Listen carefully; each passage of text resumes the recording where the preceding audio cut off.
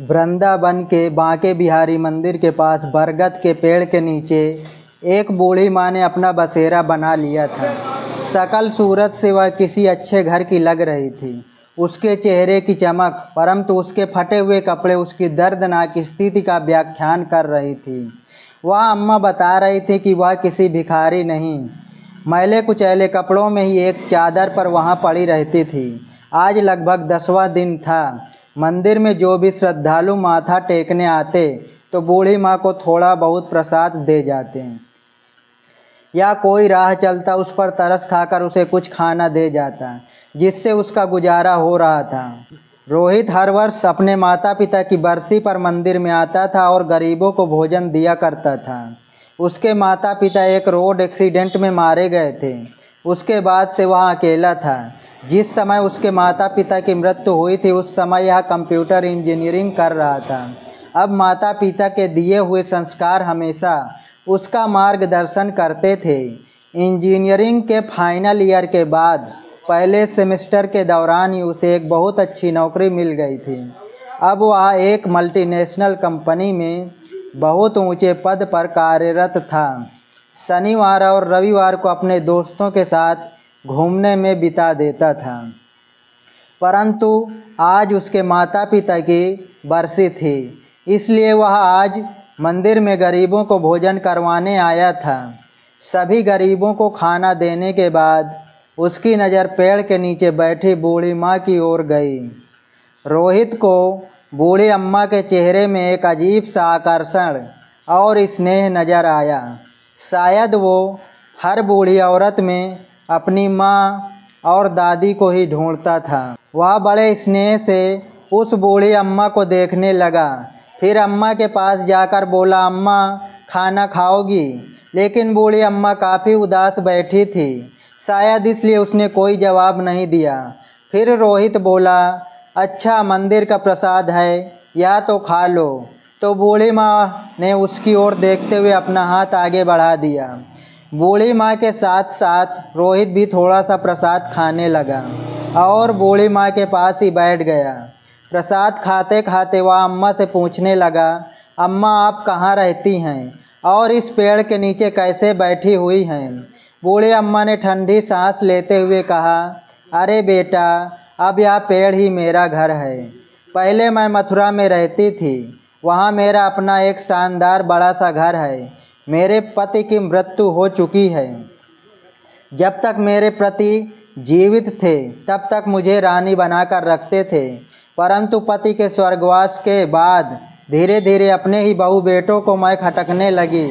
बहू तो मेरा चेहरा भी नहीं देखना चाहती थी। एक दिन मेरा बेटा मुझे बोला, चलो अम्मा, आज तुम्हें वृंदावन घुमाकर लाता हूँ। बांके बिहारी मंदिर के दर्शन करने चलते हैं और दर्शन करके आते हैं।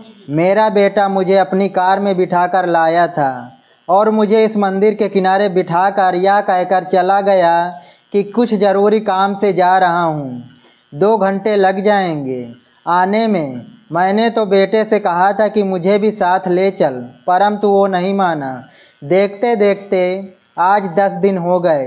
इंतज़ार करते करते मेरी आंखें पथरा गईं, परंतु ना तो मेरा बेटा आया और ना ही उसकी कोई खबर। अब मैं समझ चुकी हूँ कि मेरा बेटा यहाँ मुझे क्यों लेकर आया था, क्योंकि उसकी पत्नी मुझे बिल्कुल भी पसंद नहीं करती थी। इसलिए मुझसे छुटकारा पाने के लिए मुझे यहाँ कान्हा जी की शरण में छोड़कर चला गया। यह कहते कहते बूढ़ी माँ की आंखें नम हो गईं और चेहरा मुरझा गया। रोहित के मन में उसकी स्वर्गवासी दादी और उसकी माँ की छवि दोनों एक साथ उभर आईं और उसकी आंखों में आंसुओं की बूंदें छलक आईं। गरीबों को बांटने के बाद जो खाना बचा था उसने झट से निकाला और बूढ़ी अम्मा की चादर पर रख दिया। एक निवाला तोड़ा और अम्मा के मुंह में डाला और ख़ुद भी खाने लगा। उसे ऐसा एहसास हो रहा था कि मानो आपने किसी परिवार के सदस्य के साथ खाना खा रहा हो। वह अम्मा के साथ कुछ देर वहीं बैठकर बातें करता रहा। अपनी माता पिता की मृत्यु के बाद वह एकदम अकेला सा पड़ गया था। बिना अपने माता पिता के उसे अपना घर ही काटने को दौड़ता था। इसीलिए वह अपने घर में रहना ज़्यादा पसंद नहीं करता था। किसी किसी दिन तो वो अपने घर में कदम भी नहीं रखता था। दोस्तों के साथ घूमकर अपने दर्द को कम करने की कोशिश करता था। परंतु आज जब उसने अम्मा से थोड़ी देर के लिए बातचीत की तो उसे एक अपनापन सा महसूस हुआ। उसने अम्मा से पूछा, अम्मा मेरे साथ मेरे घर चलोगी? बूढ़ी अम्मा ने कहा, बेटा, जब मेरा अपना खून, मेरा अपना बेटा है जिसे मैंने जन्म दिया और पाल पोस कर बड़ा किया, जब वही मुझे नहीं रख सका तो मुझे अपने घर में ले जाकर क्या करेगा? जब मेरा अपना बेटा ही मेरा ना रहा तो मैं दूसरों से क्या उम्मीद लगाऊंगी? रहने दो बेटा, मुझ पर दया मत करो। मैं यहीं बाके बिहारी के शरण में रहकर अपना जीवन जैसे तैसे गुजार लूँगी। फिर रोहित बोला, अम्मा, मेरे माता पिता एक सड़क दुर्घटना में स्वर्गवासी हो गए और मैं इस दुनिया में बिल्कुल अकेला रह गया हूँ और मेरे घर में मेरे अलावा और कोई नहीं है। आपको देखकर मुझे मेरी दादी याद आती हैं। यदि आप मेरे साथ रहोगी तो मुझे बहुत अच्छा लगेगा। यकीन मानो मुझे कोई दिक्कत नहीं होगी, उल्टा मुझे आपका सहारा मिल जाएगा। दिन भर के काम के बाद जब मैं घर लौटूंगा तो कम से कम देखने के लिए आपकी सूरत तो होगी। आपसे अगर हो सके तो मेरे लिए खाना बना दिया करना और घर की देखभाल कर लेना। आपको भी रहने के लिए घर मिल जाएगा और मुझे भी अपनी माँ और दादी के प्यार की ठंडी छाँव मिल जाएगी। तभी अम्मा ने कहा, बेटा, तुम भावनाओं में बहकर यह बात कह रहे हो, परंतु मुझे मालूम है कि 2 दिन में ही तुम्हें बोझ लगने लगूंगी। अम्मा, क्या किसी को अपने माता पिता भी बोझ लगते हैं? हाँ, दुनिया में कुछ लोग ऐसे हो सकते हैं, परंतु सभी तो नहीं। अम्मा, जिसके सिर से माँ बाप का साया उड़ जाता है वह कितना अकेला रह जाता है, यह मुझसे बेहतर कौन जानता होगा। मेरी दादी भी आपकी तरह ही बहुत प्यारी थीं और मेरे माता पिता ने उनका बहुत ख्याल रखते थे, परंतु आज मेरे घर में कोई नहीं है। मुझे मेरी माँ और दादी की बहुत याद आती है। आप में मुझे अपनी दादी की छवि नज़र आती है। मैं विश्वास दिलाता हूँ कि मैं आपको कभी भी बोझ नहीं समझूंगा। गहरी सांस लेते हुए रोहित बोला तो अम्मा का भी गला अवरुद्ध हो गया और उसकी आंखों में आंसू आ गए। अम्मा कुछ बोल न सकी। रोहित ने अम्मा का हाथ पकड़ा और बोला, चलो अम्मा, अब ज़्यादा मत सोचो, रात होने वाली है, अब आप अपने घर चलोगी। रोहित ने जैसे ही अम्मा का हाथ पकड़ा तो अम्मा ने उसके चेहरे की ओर देखा। रोहित की आंखों में अम्मा को सच्चाई नज़र आ रहा था। उन्हें लगा शायद कान्हा जी ने ही रोहित को उसके पास भेजा है। रोहित ने अम्मा को अपनी बाइक पर बिठाया और उसे अपने घर ले गया। इस घटना को आज 4 महीने हो चुके थे। रोहित अब नियमित समय पर लौट कर आता था और अम्मा उसके लिए खाना बनाकर उसके आने की प्रतीक्षा करती थी। जब वो थक कर सोता था तो उसके सिर पर स्नेह भरा हाथ रखती थी। सुबह सुबह रोहित के उठने से पहले ही अम्मा कान्हा की पूजा कर लिया करती थी और रोहित का नाश्ता बनाकर रख देती। अब अम्मा को अपना घर मिल गया था और रोहित को अपनी दादी और माँ का सच्चा प्यार दोनों एक दूसरे का साथ पाकर बहुत खुश थे। उस रात रोहित काफ़ी देर से सोया और अगले दिन जब सुबह ऑफिस जाने का समय हुआ तब तक उसकी नींद पूरी नहीं हुई थी। अचानक रोहित ने अपने माथे पर ठंडी उंगलियों का स्पर्श महसूस किया। उसे ऐसा महसूस हुआ कि उसकी माँ उसे बड़े प्यार से जगा रही है। दोबारा जब वही स्पर्श उसने अपने चेहरे पर महसूस किया तो वह नींद से जाग गया। उसने आँखें खोली तो सामने देखा कि अम्मा पूजा करने के बाद खुशबू भरे हाथों से उसके माथे और बालों को सहला रही थीं। जैसा उसकी माँ हमेशा किया करती थी। रोहित ने अम्मा का हाथ अपने हाथ में लेकर अपने होठों से चूमा और वापस उस हाथ को अपने माथे पर रख दिया और बोला, अम्मा, आपका आशीर्वाद मुझे जीवन भर के लिए चाहिए। अम्मा ने आंखें बंद करके कान्हा को धन्यवाद दिया कि उन्होंने उसे रोहित से मिलाया और फिर बोली, बेटा, ऑफिस जाने का समय हो गया है। फिर रोहित बोला, अम्मा, मैंने अपने दोस्तों के साथ मिलकर एक छोटी सी फैक्ट्री खोलने का फैसला किया है। आज मैं ऑफिस नहीं जाऊंगा, बस इस फैक्ट्री की शुरुआत करनी है। आज 11 बजे हम फैक्ट्री की पूजा करेंगे और वह पूजा आपके हाथों से ही होगी। आप तैयार रहना। यह सुनकर अम्मा बहुत बड़ी खुशी से बोली, बेटा, तुमने बिल्कुल सही फैसला लिया है। वक्त के साथ साथ और भगवान के आशीर्वाद से तुम्हारी यह छोटी सी फैक्ट्री भी एक बहुत बड़ी फैक्ट्री में बदलेगी। यह मेरा विश्वास है और मेरा आशीर्वाद हमेशा तुम्हारे साथ है। ऐसा कहते हुए अम्मा की आंखों में आशा की एक नई किरण दिखाई देने लगी। रोहित ने अपने दोस्तों के साथ मिलकर फैक्ट्री खड़ी कर दी और उस फैक्ट्री में अच्छी गुणवत्ता के उत्पाद बनाए। उन सभी की मेहनत के कारण फैक्ट्री की प्रगति बड़ी तेज़ी से हो रही थी। श्रवण अब और एक नई फैक्ट्री शुरू करने जा रहा था, ज़्यादा व्यस्त होता जा रहा था। एक दिन अम्मा बोली, बेटा, तुम तो अपने जीवन में बहुत ज़्यादा व्यस्त होते जा रहे हो, परंतु यह बात याद रखो कि केवल काम ही जीवन का उद्देश्य नहीं होता। तुम्हें काम के लिए भी एक सहारे की आवश्यकता है। क्यों ना एक अच्छी सी लड़की ढूंढकर तुम्हारी शादी कर दी जाए। अम्मा की बात रोहित को भी उचित लगी।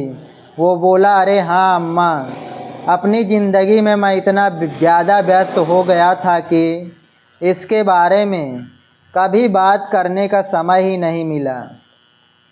मेरी निगाह में एक लड़की है, राधा, जो मुझे बहुत पसंद करती है।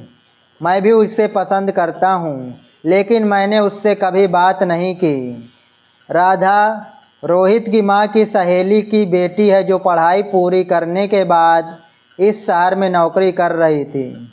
रोहित की उससे मुलाकात कभी कभार हो जाती थी। रोहित को राधा का स्वभाव और बातचीत करने का तरीका बहुत अच्छा लगता था। अम्मा रोहित के साथ राधा के घर गई, उसके माता पिता से बातचीत की। वह रोहित और राधा की शादी का प्रस्ताव दिया। राधा के पिताजी ने तुरंत ही हाँ कर दी। बस फिर क्या था, कुछ ही दिनों बाद रोहित और राधा को दुल्हन बनाकर अपने घर ले आया। राधा अम्मा के गुणों से और उसके स्नेह से बहुत प्रभावित हुई। जितना प्यार रोहित अम्मा से करता था, उससे ज़्यादा लगाव राधा को अब अम्मा से हो चुका था। राधा हमेशा सोचती है कि न जाने अम्मा उसके दिल की हर बात को कैसे जान लेती हैं और कैसे उसकी हर चाहत को उसके कहे बिना पूरा कर देती हैं। समय बीतने लगा और रोहित के घर 2 जुड़वा बच्चों ने जन्म लिया, एक बेटा और एक बेटी। रोहित का घर तो जैसे खुशियों से भर उठा था। अम्मा जी अब सही मायने में दादी बन चुकी थीं। अब उनकी मुख्य जिम्मेदारी रोहित और राधा नहीं बल्कि अम्मा के पोता और पोती हो गए थे। अब अम्मा का बिस्तर अपने पोता और पोती के कमरे में लगा दिया गया था, ताकि वे दोनों अम्मा के स्नेह की छाँव में रहें और उनके संस्कारों के साथ पले बढ़ें।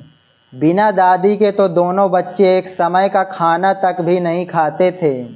जब भी बच्चे मम्मी पापा के साथ बाज़ार जाते तो जिद करके दादी को हमेशा अपने साथ लेकर जाते।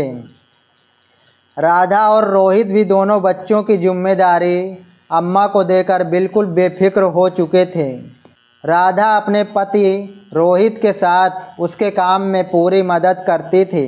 रोहित को भी राधा के रूप में बहुत अच्छा जीवन साथी मिला था, जिस कारण उसकी फैक्ट्री अब नई ऊंचाइयों को छू रही थी। उसकी फैक्ट्री की शाखाएं अब देश के अलग अलग शहरों में स्थापित हो चुकी थीं, जिनमें हजारों कर्मचारी कार्यरत थे। उधर अम्मा का बेटा प्रशांत, जो अम्मा को ही दर दर की ठोकरें खाने के लिए छोड़कर चला गया था, वो रह रहकर अपराध बोध से ग्रसित हो रहा था। अपनी निष्पाप और निरपराध माँ के साथ किया गया व्यवहार उसे पल पल कचोट कर रहा था। समय के साथ साथ उसका यह अपराध बोध बढ़ता जा रहा था। अपने घर के झगड़ों से दुखी होकर वह अपनी पत्नी के साथ सुखी जीवन जीने की चाह में उसने माँ का त्याग कर दिया था। परंतु उस दिन के बाद से उसका अंतर्मन हाहाकार कर रहा था, जिसे वह किसी से भी साझा नहीं कर पा रहा था। अब उसके घर में केवल उसकी पत्नी का ही एक छत्र राज था। अब वह अपनी मर्जी के अनुसार खर्च करती थी और दुकान में से मन मर्जी का पैसा निकालती थी। परंतु व्यवसाय से लगातार पैसा निकालने के कारण उसका जमा जमाया व्यवसाय, जो उसके पिता के द्वारा खड़ा किया गया था, घाटे में जाने लगा था। अंततः उसे दुकान बंद करनी पड़ी। दुकान बंद करने के बाद कुछ दिन बड़ी कठिनाई में गुजरे। अब प्रशांत और उसकी पत्नी को आटे दाल का भाव मालूम पड़ने लगा था। फिर खजूल खर्ची तो दूर की बात, अब उनके पास घर खर्च और बच्चों की आवश्यकता ही पूरी करने के लिए भी पैसा नहीं था। प्रशांत का एक मित्र, जो एक बड़ी कंपनी में कार्यरत था, उसने अपनी सिफारिश पर उसकी नौकरी अपनी ही कंपनी में लगवा दी और इस तरह प्रशांत के जीवन की गाड़ी थोड़ी थोड़ी चलने लगी। प्रशांत तब कंपनी में बहुत मन लगाकर काम कर रहा था, जिस कारण उसे फैक्ट्री में बहुत मान सम्मान मिलने लगा। अब वो फैक्ट्री का एक महत्वपूर्ण कर्मचारी बन चुका था। प्रशांत की कंपनी में स्थापना दिवस पर वार्षिक महोत्सव मनाया जाना था। सभी कर्मचारियों को उनकी काबिलियत के आधार पर पुरस्कार वितरित किया जाना था। प्रशांत को भी अपनी मेहनत और योग्यता के आधार पर पुरस्कार दिया जाना था, जो कि उसकी कंपनी के मालिक के द्वारा दिया जाना था। नियत तिथि पर पुरस्कार वितरण का समारोह शुरू हुआ और यह पहली बार था कि जब कंपनी का मालिक अपने सभी कर्मचारियों से रूबरू हो रहा था। आज का दिन निशांत के लिए बहुत खास था। मैनेजिंग डायरेक्टर अपनी मां और बच्चों के साथ समारोह में आए थे। जब समारोह शुरू हुआ और पुरस्कार वितरण के लिए कंपनी के डायरेक्टर साहब से अनुरोध किया गया, तो वे स्टेज पर आया और कहने लगे कि आज हमारी कंपनी के लिए एक बहुत बड़ा दिन है। परंतु आज हमारी कंपनी जिस स्थिति में है, वह केवल और केवल हमारी अम्मा जी के आशीर्वाद से है।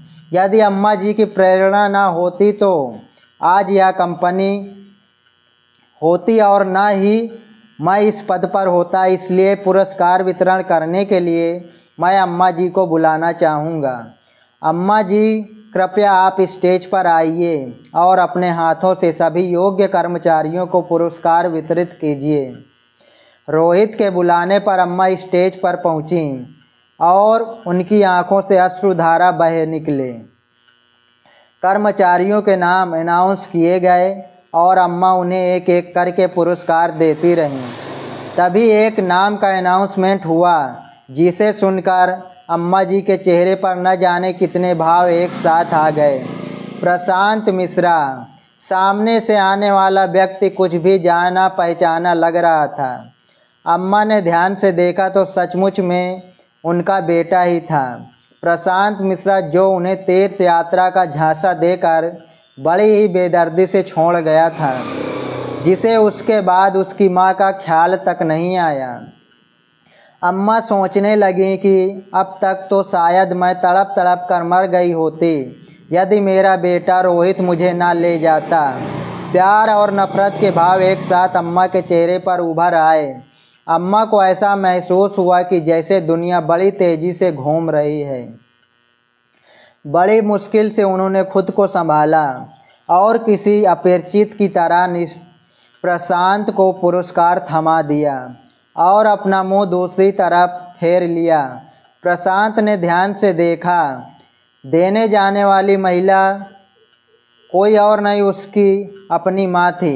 देखते ही देखते उसके पसीने छूटने लगे और वो अपनी माँ के पैरों में गिर पड़ा। उसे विश्वास नहीं हो रहा था कि उसकी माँ, जिसे उसने दर दर की ठोकरें खाने के लिए छोड़ दिया था, आज इतने बड़े साम्राज्य की मालकिन है। निशांत ने अपनी माँ से हाथ जोड़कर माफ़ी मांगी और कहने लगा, साथ चलोगी? अपने घर चलेंगे। कैसा घर, कैसा माँ? मेरा बेटा तो उसी दिन मर चुका था जिस दिन वह मुझे मंदिर के बाहर छोड़कर चला गया था। आज ना मैं तुम्हारी माँ हूँ, ना ही तुम मेरे बेटे, कहकर अम्मा जी पुरस्कार वितरण को बीच में ही छोड़कर अपनी कुर्सी पर जाकर बैठ गईं। प्रशांत माफ़ी मांगता रहा, लेकिन अम्मा ने उसकी तरफ देखा तक नहीं और रोहित के साथ वापस घर चली गईं। कभी प्रशांत अपनी माँ का बहुत लाडला हुआ करता था, लेकिन अपनी पत्नी के बहकावे में आकर वह अपनी माँ के साथ बहुत बुरा सलूक करने लगा था। उन बातों को अम्मा कभी नहीं भूल सकती। उधर प्रशांत को यकीन नहीं हो रहा था कि जिस कंपनी में वह काम करता था, उस कंपनी की मालकिन दरअसल उसकी माँ थी। आज उस माँ के हाथों से उससे पुरस्कार मिला तो उसका सर चकरा गया था। माँ के द्वारा उसकी घोर अपेक्षा और पाप कर्मों के कारण उसके दिल में न जाने कितने ही घाव हो चुके थे। हर पल उसे अपनी माँ की याद सता रही थी। अपनी करतूत उसे झकझोर रही थी और नासूर बनकर उसे लगातार चोट पहुंचा रही थी। एक दिन रविवार को जब उसके ऑफिस की छुट्टी थी तो वह अपनी पत्नी नीता को लेकर स्कूटर पर राधा रानी के मंदिर दर्शन करने के लिए गया। जब वह राधा कृष्ण की मूर्ति के सामने हाथ जोड़कर खड़ा हुआ तो उसे ऐसा लगा जैसे भगवान भी कुटिल दृष्टि से उसके द्वारा किए गए घोर पाप के लिए उस पर हंस रहे हैं। घबराकर उसने आंखें खोली। पूजा पाठ करके मंदिर से आते हुए अपराध भूल के कारण उसकी मानसिक स्थिति बिगड़ी हुई थी, जिस कारण सामने से आता हुआ ट्रक नज़र नहीं आया और तेज धमाके के साथ स्कूटर ट्रक से टकरा गया। वे दोनों बड़ी बुरी तरह से घायल हो गए। प्रशांत की स्थिति गंभीर बनी हुई थी। उसके पैर की हड्डी टूट चुकी थी और उधर उसकी पत्नी नीता को पैरालिसिस हो चुका था। जब उसे होश आया तो वह दहाड़े मारकर रोने लगी। अब घर पर दोनों बच्चों की देख रेख के लिए कोई नहीं था। नीता के मायके से भी उसके भाई भाभी उसका पता करने के लिए आए, परंतु थोड़ी देर हाल चाल पूछकर वे दोनों चलते बने। प्रशांत के दोस्त ने सारी घटना की जानकारी कंपनी के मालिक रोहित को दी। जब रोहित को फ़ोन पर उससे बात कर रहा था तो अम्मा वहीं बैठकर उसके साथ चाय नाश्ता कर रही थी। प्रशांत मिश्रा का नाम सुनकर अम्मा चौंक उठी। उन्होंने रोहित से पूछा कि क्या हुआ, किस बारे में बात हो रही है। तो रोहित ने सारा हाल कह सुनाया कि उसकी कंपनी के एक कर्मचारी प्रशांत मिश्रा का एक्सीडेंट हो गया और वह गंभीर रूप से घायल है। यह सुनकर अम्मा रोने लगी। रोहित ने जब अम्मा से उनके रोने का कारण पूछा तो अम्मा ने सारी बात कह सुनाई। तब रोहित ने बोला, अम्मा, कर्मों का फल तो भोगना ही पड़ता है। उसने जैसे कर्म किए थे उसे फल तो मिलना ही था, लेकिन अम्मा का दिल अंदर ही अंदर अपने बच्चों के लिए तड़प रहा था। उसके बेटा बहू लाचार होकर बिस्तर पर पड़े थे, इसलिए अम्मा ने कहा, मैं थोड़ा समय के लिए अपने बेटे बहू के पास जाना चाहती हूँ, कुछ दिनों बाद वापस आ जाऊँगी।